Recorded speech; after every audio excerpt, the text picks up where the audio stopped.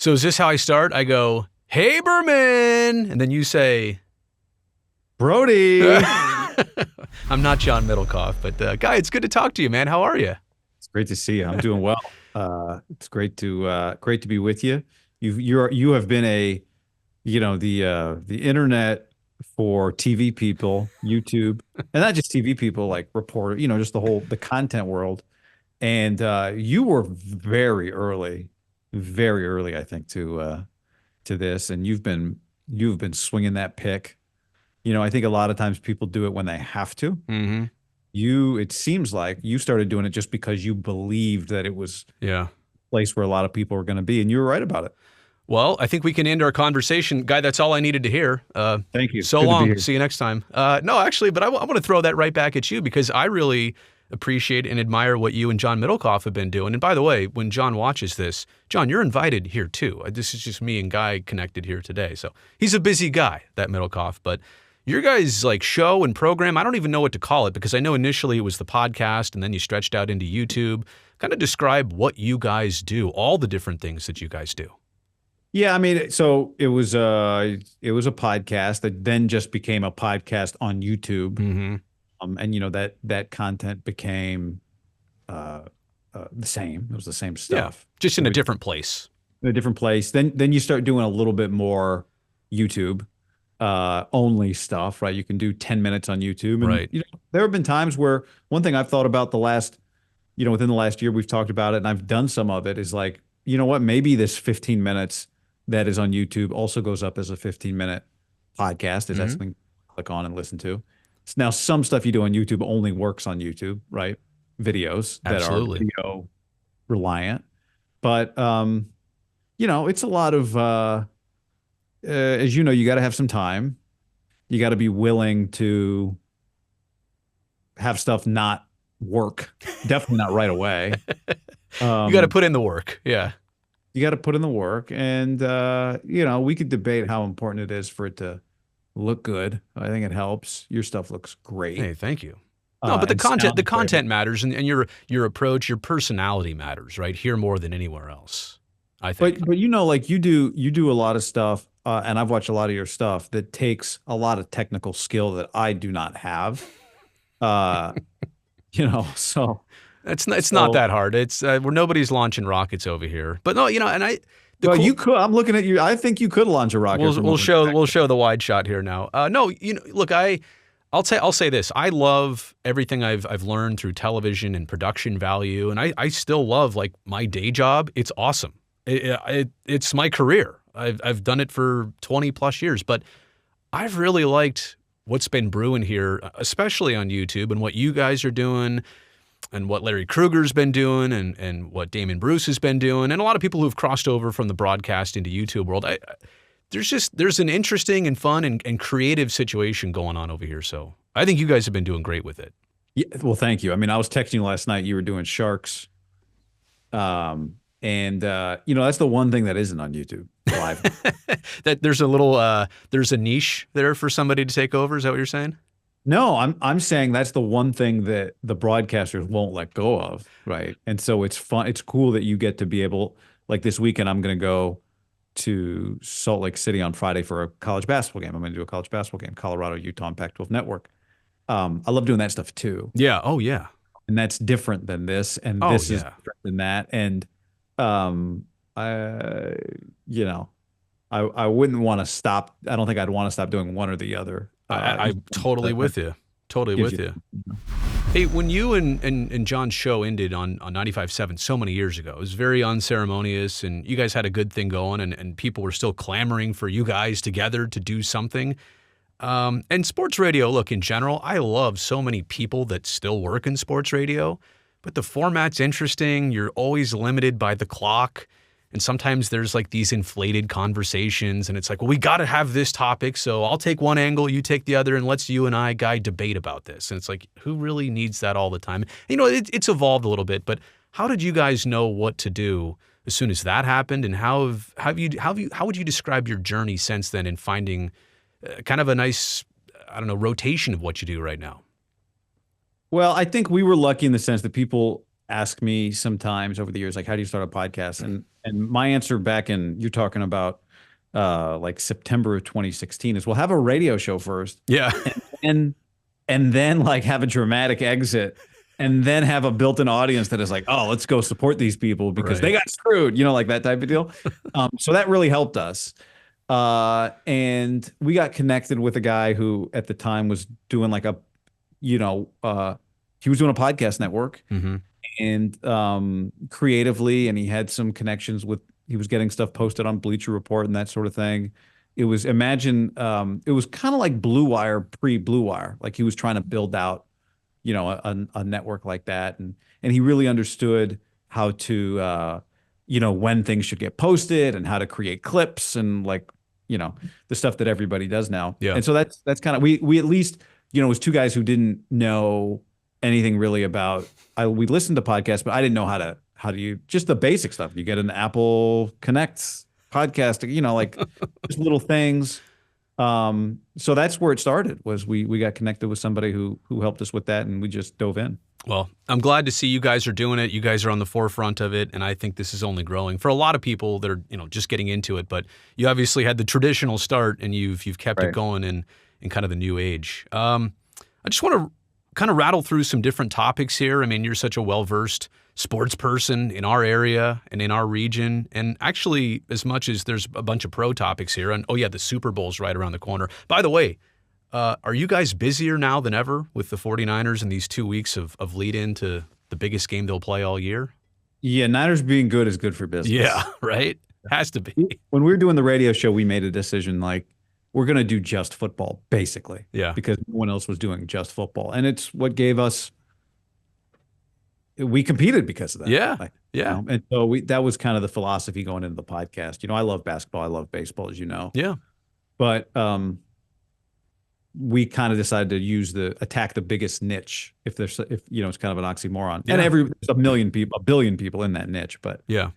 So anyway, the Niners not slowly, it just became more like, well, the Niners stuff more people like, and the Niners stuff more people like. Right.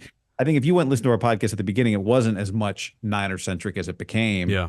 Still, we get into other stuff, but Niners are good for business. You got to play the hits, man. No, and you get known for something. And honestly, in the earliest days of when, I used to do a high school sports show. People still remember me from that, but kind of getting some traction with the Sharks initially at this current job, and you kind of find your thing, and then maybe you branch out or do whatever. But it is nice to attach to, like you guys did, football and specifically the 49ers. But actually, so I want to begin with what I think is maybe the second most interesting sports story of the last year. Obviously, the A's will be a conversation for later, but the Pac-12 network and the Pac-12 essentially dissolving, the conference ceasing to exist, essentially. And I know you're in tight with it and close with it, and you call Pac-12 games. What in the heck am I supposed to make of this? It's disappointing, and I'm somebody that, with San Jose State as my background, I don't have any horse in this race, and it's not, I'm not overly passionate about one school or the other. I just look at this as a West Coast person and say, what a shame. Yeah, I would say I'm not individually passionate about any individual school because I did not go to a Pac-12 school. Right. I went to Fresno State, so we're a couple of state guys. A couple of state guys here, a couple of staties. But one thing I am very passionate was the quality of work that was done at the Pac-12 network. Yeah. We had we still got a basketball season to finish, and there'll be some other events, but really high quality production people, like the studios initially, for a long time up until last year, in the same building as your NBC job. Right upstairs, yeah. We were doing remote stuff, which wasn't always my, you didn't, from my position, doing a remote play-by-play event. It's hard, so hard. Not what I wanted. I'd rather be there, but at the same time, we did it really well. Like from a technical standpoint, really high quality picture, really good producers, directors, audio people, like everybody. And then they built for the last year, what turned out to be the last year. The league didn't know this when they were building it, or at least the league as we know it, a facility in San Ramon, which they also did. I did studio shows from there during football season. An excellent job on. And, unfortunately, a lot of that stuff would get lost in the network launched and the Pac-12 era launched with controversy that never ended, Right. because the network was not carried on DirecTV. And that would often be the first thing people would bring up to me, understandably so. Like, I think the miscalculation, if I'd been in those initial meetings at the Pac-12, and I'm comfortable saying this because I would have said this in the meetings, as somebody who's lived on the West Coast for most of his life, if you're banking on the casual fan revolting against DirecTV, that's probably going to be a losing battle, right? Because for people who don't know, like, the league did not have the rights to the tier 1 game. So the best games, if you're a Washington fan or a Cal fan or a Stanford fan or a USC fan, they were still going to be on ESPN and Fox. And so you needed enough hardcore fans to find you.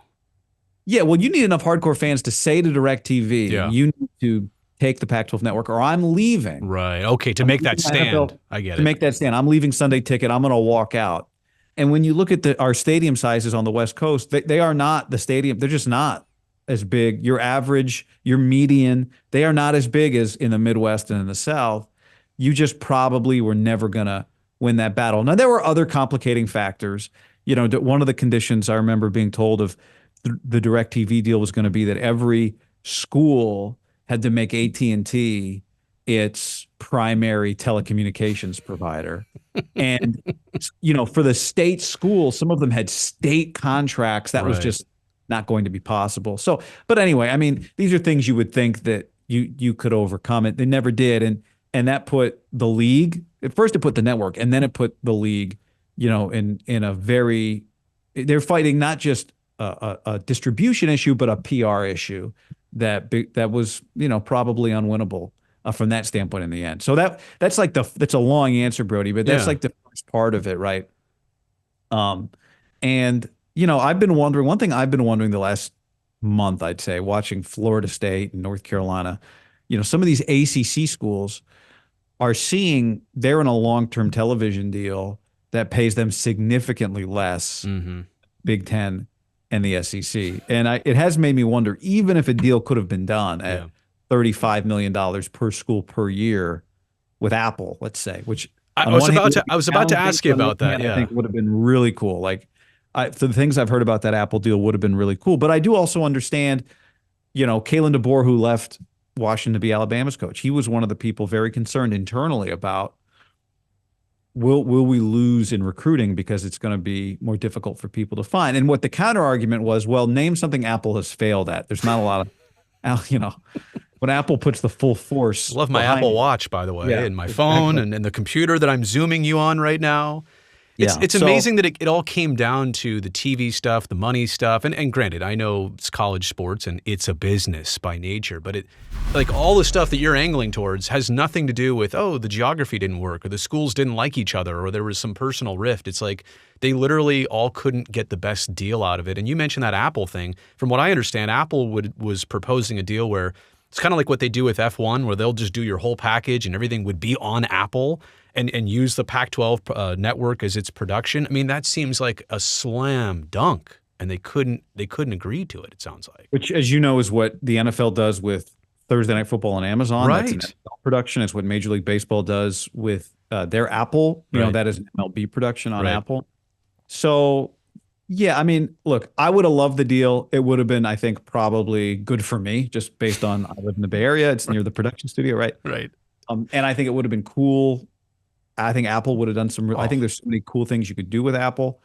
I think it's being disingenuous though to also say, well, okay. Would you have been in front of as many people as you needed to be in front of? And let's just say, maybe not initially, but within 2 years it would have paid off. Let's just say that. Yep. You still have the gap, the financial gap between, the SEC and the Big Ten. That we're talking about institutions that are making twice as much money per year, right? We're talking about like $75 million per year per school versus, the Big 12 and the ACC that are in the 30s, and that's where the Pac-12 was going to be. And, I do wonder if ultimately you would have just been. I think you have to be, if you're going to be totally transparent, you have to also say you would have been wondering if we were just extending the inevitable, Right. right? This was going to Delaying the happen anyway. inevitable. Yeah. That ultimately we're breaking off. This is what Greg Sankey, the SEC commissioner, who's one of the major figures in college athletics, believes. Ultimately, what we will have is a pick a number 45 team tier of college football. Wow. Right. And Chip, where college football has to break away from everybody else. Yeah. And which it already kind of has. Like the college football playoff is not an NCAA event. Right. Yeah. So it's I see where this is going. and I do believe that's where it's going, Brody. Yeah. I do think it has to go that. That's interesting. It has to go that direction. We'll leave that there for now. That's getting me thinking about a lot of different things now. It's hard to stay surface level on that. No, that one that's deep, and that's like that gets my mind racing about like what does the next 10 years look like for college sports and college football. Yep. Let's go to the NFL. The 49ers had, I want to say, a relatively stress-free regular season. There were those weeks in the second half of October where you're like, whoa, the train is off the tracks here. But they figured it out. They got stronger, and it was good to have that little adverse stretch. The playoff games have been tight, interesting. I mean, certainly last week was, it was precarious. I actually think it's a good thing that they're a little bit battle-tested here, having the bye week and now having a couple weeks off, to know that there's at least some scare in their system about, you're a great team and you have the ability to come back, but oh my gosh, don't put yourself, behind the eight ball again. The biggest thing for me, it's given me confidence in Brock Purdy, more confidence in Brock Purdy. You mentioned that you saw me on Wednesday morning talking to Larry Krueger on YouTube, but one thing I told him is that you don't get to the top of Mount Everest without blood, sweat, and tears. And it's not supposed to be easy. Right. Your dad, I'm sure you say that all the time. It's not, it wouldn't be worth doing. I love the Calvin and Hobbes comics when I was a kid. I don't know. Yeah. Classic. But my dad, it was always a joke in those comics. The dad always says like, Bill, about anything that went wrong. Like, well, it builds character, and I don't think the Niners needed character building, but for me to see Brock Purdy, in order to win the championship, you got to succeed through failure. It's not going to be perfect. I think it's what has felt a little weird about this team at times is sometimes they just win these games. You're like, that's not you don't win games. Like, it's just not real. Like, you don't win Super Bowls this way. Like, right. Jumping on top of a team and then just bludgeoning them and it's 38-10. And I'm like, that's not. This is what it looks like. It's like this, here's dirty. Mahomes. Yeah. And Mahomes is terrifying. They just won their game 17-10. I mean, it's not like it was some cakewalk for them. Like they had to punch out a ball on the goal line and, so it's made me feel better about them in the end. Mm-hmm. But we've been through some stuff now. Yeah. No, you're battle tested. And everybody will focus on the team, but obviously some individuals, and we can get into Purdy. I mean, comparisons and, oh my gosh, criticisms, like he is always like in the spotlight, whether he needs to be or not. But I think Christian McCaffrey is the most interesting player on this team for me. The way the 49ers got him, the injury-riddled seasons he had prior to coming here, what he's done for this team. The fact that you and I were texting about this the other night, before San Francisco, he had one playoff game in his NFL career.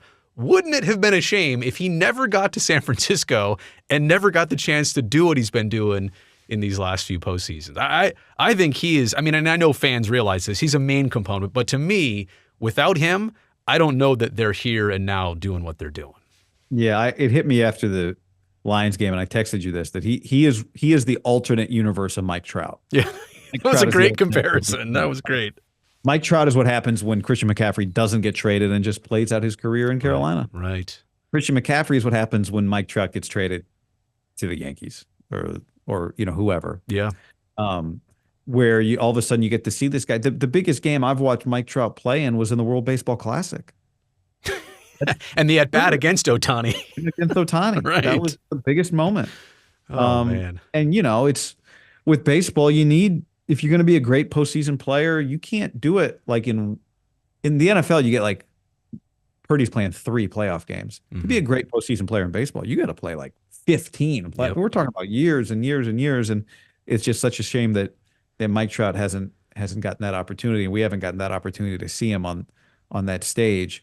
But I agree with you on Christian. Like he is I remember watching him calling his games at Stanford, and David Shaw, his coach, was adamant that he could be the type of running back that a lot of people didn't think he could be, which is a physical runner in the middle of the field between the tackles. And he's proven that he can be that, and so much more. And he's a really interesting guy. He trains in the off season with surfers. Oh, interesting. So he has a different kind of approach. They train to push their bodies to be able to handle true life and death situations, to be able to calm your nerves when you're underwater and your adrenaline is as high as it's ever been. And so he's a very interesting guy. Like, I don't know that most people have gotten to quite see exactly that part of Christian McCaffrey, which is also there. And I think makes him fit in on a team that plays as hard as any team in the league. It's what Kyle Shanahan's created there, and what Jim Harbaugh had before him. Always good to be able to slow your heart rate down. When you talk about, Lynch and Shanahan, and look, the 49ers have had great management over the years, and over decades, I should say. And by the way, it's crazy that we're talking about their last Super Bowl win. I was in high school, like you probably were too, or middle school. The last time they won the Super Bowl, I should say. It's crazy to think that it's been that long. But you were in high school when they won that Super Bowl? Was it the 95 Super Bowl? Well, the 95 Super Bowl of the 94 season? Or 95 season, 96? 94, 95. Yeah, 94, 95. The years all mix in. Yeah, I was in high school. Why, are you a lot younger than me? No, not a lot. I graduated from high school in 03. You're in middle school. Okay. What? Yeah. Oh yeah, 4 years. So you were maybe elementary or middle school. I remember where I was. I was in. I would have been in fourth grade, I think. Oh, okay. Wow. Okay, never mind. But just in terms of look at you. No grays. Hardly any grays. Oh, are you kidding? There's tons. Like classy grays. It also makes me upset every time I see you. It feels like you just got a haircut, and here I am in such need of a haircut right now. It's terrible. The 49ers have obviously had Bill Walsh, and Jim Seifert was a great head coach, and Mariucci did his thing for enough years. Like, they've had great leadership, and I know people understand and recognize what Lynch and Shanahan are doing right now, but I don't know that where they've taken this team and how long they've been at it and how long they're probably going to do it for. I don't think that's really set in yet of how important they've been to everything that's come together here. Yeah. Well, you win a Super Bowl, and then it turns the things that happened before, it makes them clearer, right? Mm-hmm. I think it's a little harder in the moment, especially when there hasn't been a champ. It's hard to know. I love some people, let's say you're going to miss a game, recording the game and not knowing what happened. I prefer to know what happened. Yeah. Some people are in it for the drama. I'm in it for the context. Yeah, right. You watch a game knowing what happened. You see what matters. You understand. You can't know when it's happening in front of you, but when you know what the result is, and then you go back, now it crystallizes what kind of makes sense. Yeah. And so I think if they win that stuff will come later. Yeah. But I think you're right. You are 100% right. Like, watching it right now, they came to the 49ers at a time when the Niners were in a desperate situation. Absolutely. A lot to figure out. Not only were they struggling to win games, but they had just won games and basically fired Jim Harbaugh. And then they were wrong about being able to replicate it with their guy. So they saved the franchise. Yeah. At a time when the stadium was new, from a financial standpoint, you guys just moved to Santa Clara. Harbaugh delivered for you in this new stadium, but then you lost them, and you've got people who've paid all this money and sponsors, and what are you going to do? Yeah. And they had to give Kyle Shanahan basically the keys and step away, and it was the right thing to do.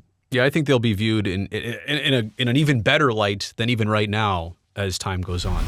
Do you have just a couple more minutes here to talk about the A's situation? Oh, this is the one thing I want to talk to you. I want to hear. All right.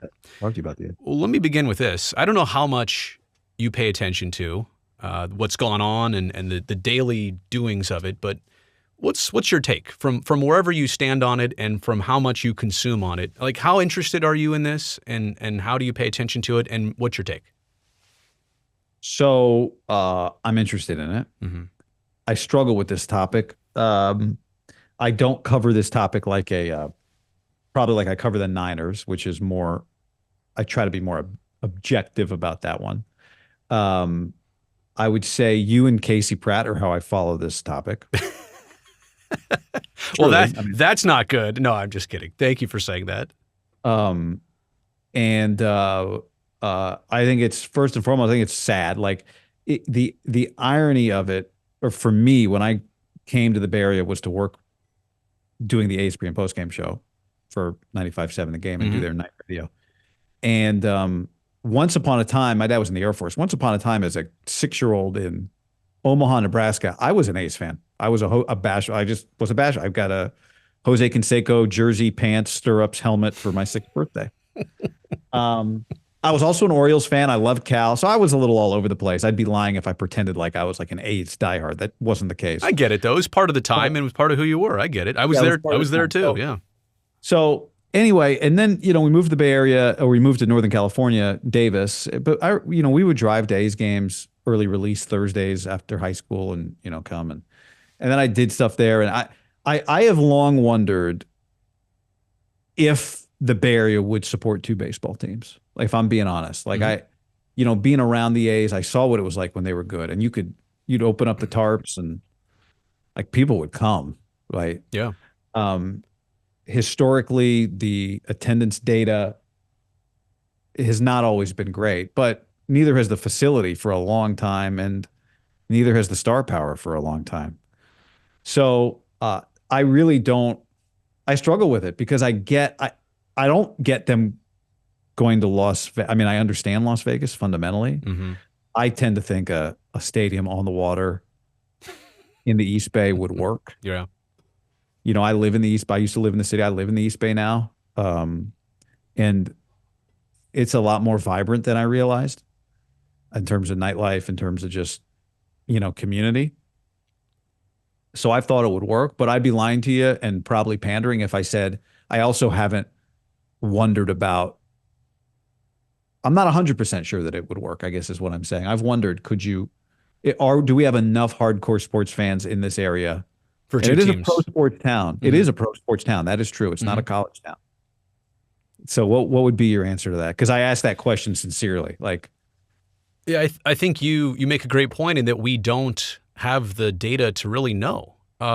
Now, in fairness, I think there was a big turning point for the Giants as soon as they moved into what was then Pac-12 Park. Yeah. And up until 1999 and 2000, when they moved from Candlestick, there were peaks and valleys for both teams. And the A's, obviously, in the late 80s were outdrawing the Giants over at Candlestick. And it was just comparable, right? They were both in aging, concrete, multi-purpose stadiums. And so that was just kind of equal ground. And as soon as the Giants obviously moved and had Barry Bonds, by the way, and moved, and he was hitting all those homers in the early 2000s, and they went to the 2002 World Series against the Angels. They were a good team, like moving into that ballpark. They hit it perfectly, the Giants did, when they moved. And if you look at that graph, there was no turning back for them. And the A's were never on a level playing field, even when they had a team that won 20 games in a row, even when they made the playoffs for several years where the Giants didn't. And then obviously the Giants for 10 and 12 and 14, that was another 3 steps ahead of wherever the A's were at that point. I just think that the separation happened as soon as the new ballpark happened. And you can't blame it entirely on that. Yeah, I mean, there's always been a little bit of question about the market size and baseball. And if you think about it, you really have a baseball game in the Bay Area right now every single day of the summer, almost, right? So that's a high quantity of baseball games. And Chicago has that. LA has that. I say LA, but LA and Orange County have that. And New York has that. Not many places in our country have it where there can be a baseball game in your region every single day at home. So I just think it's an impossible question to answer. I definitely think that you can see where things changed, and it's never been, like I said, on a level playing surface for the A's and their fans. And certainly, look, within the last decade, there's been so much turmoil that you almost have to throw all that out the window based on flipping the team and threats of relocation. And the last couple years especially, you talk about apples and oranges. I mean, it's the biggest contrast ever to try and compare the A's fan base and attendance to anything else. So I think you're right. There's just so much that goes into it. How about being a player on the A's these days? You ever thought about what this might be like? And this is kind of the last thought for a lot of people. They're fans. All they care about is their team. But you're on a team right now that literally going into this season doesn't know where they're going to play next season. This has to be one of the most unique things in professional sports that's ever happened in modern times. I've always thought they had a weird home field advantage. Like the Yankees, my wife's a Yankee fan, so every year we go to the Yankees games. Yeah. But even when I was working and going to more games, I always thought, like, what a weird experience this must be for the Yankees, who are a traveling circus, and then they come to the Coliseum and there's nobody there. Yeah, there's nobody there. Yeah, like it's a weird kind of reverse home field. Yeah. And I've always thought it's got to be tough for the players to play. I'm in the big leagues, but this doesn't feel quite like the big leagues sometimes, on Tuesday night, 3,000 people. Well, and I was saying, you're right about attendance, and I'm just saying about even uncertainty. I mean, like I said, they literally don't know if their home is going to be in Oakland in 2025 or Sacramento or Salt Lake City. And like, this is all so late in the players game. Are built that way too, right, Brody? They're nomadic. Yeah. You could be on another team anyway. 100%. 100%. But I think players I think about Sean Doolittle, players like to, part of being a player in a town is you want to be like one of the stars in that town, not to make it sound too much about ego, but you want to set it. You want to, absolutely. You want people that, want to come watch you play. And I think from that standpoint, it's got to be very bizarre, right? Like, who do we even represent right now? Yeah. What do we represent?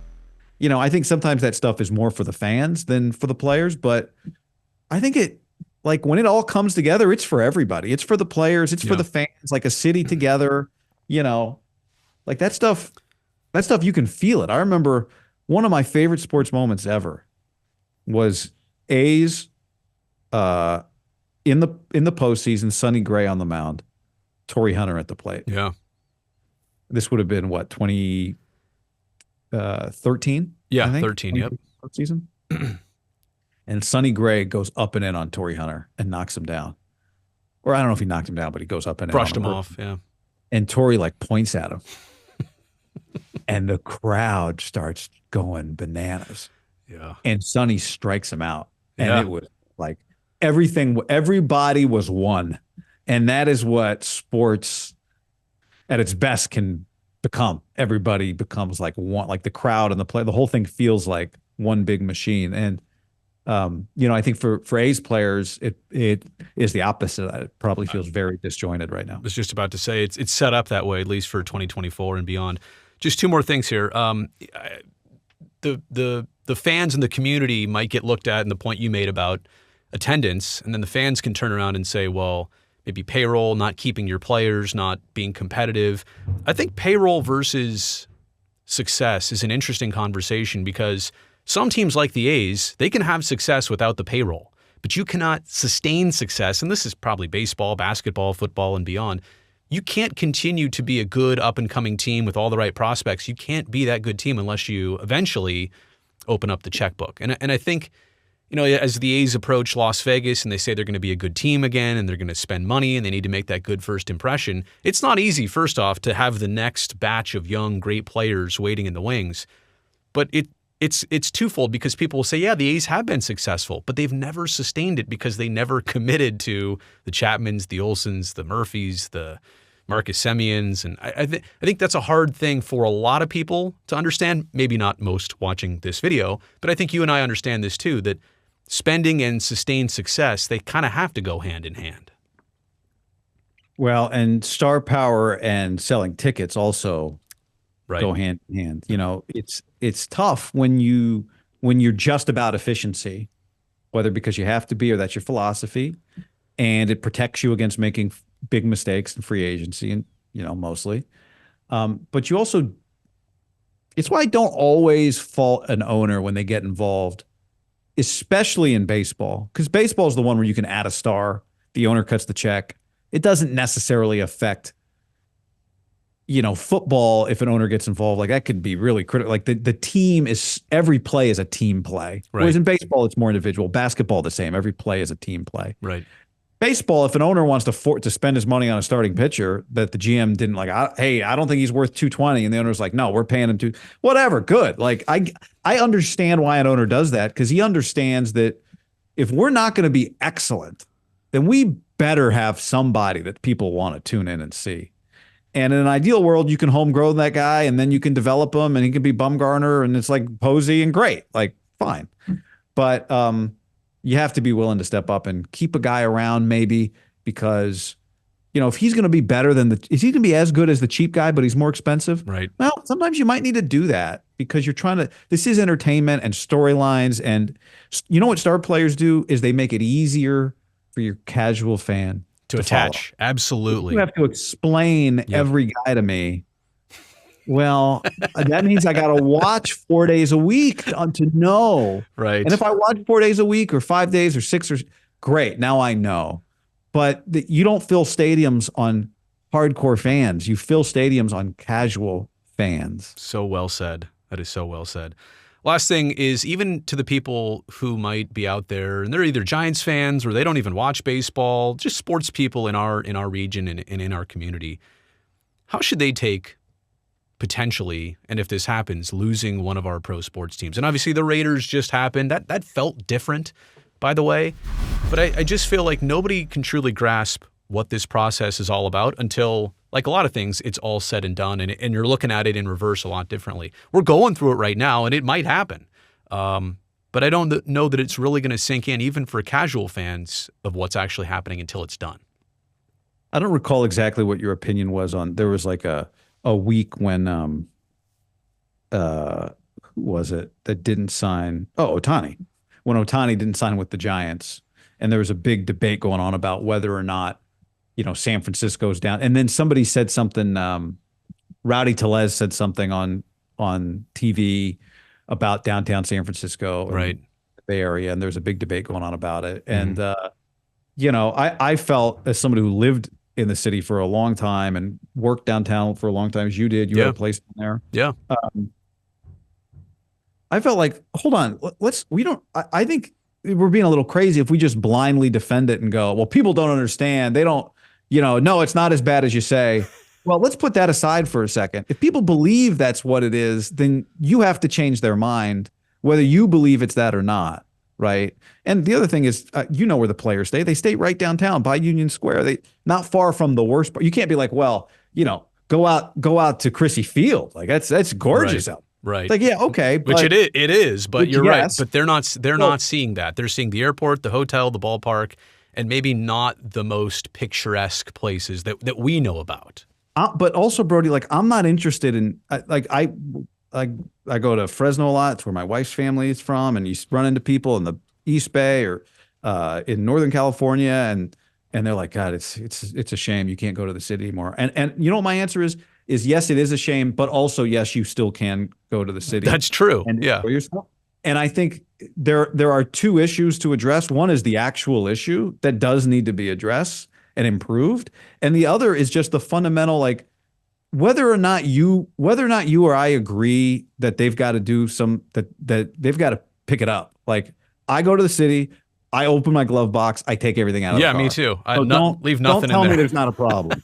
Right. There is a problem.